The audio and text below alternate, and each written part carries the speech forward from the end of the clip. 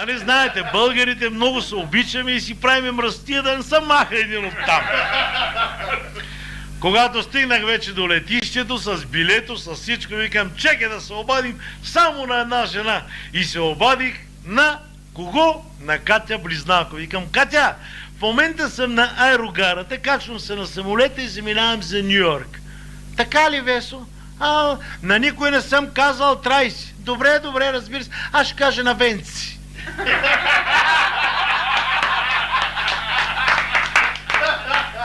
Докато се кача в самолет и докато излети, се обаждам на мобифона на жена ми. Тя вика, Весо, от 5 места се обадиха, питаха дали си заминал за Нью-Йорк. Цела София вече вика, знае. Викам, това е каже на една жена и тя пази тайната, обаче понеже не мога сама, казва на всички да я пазат.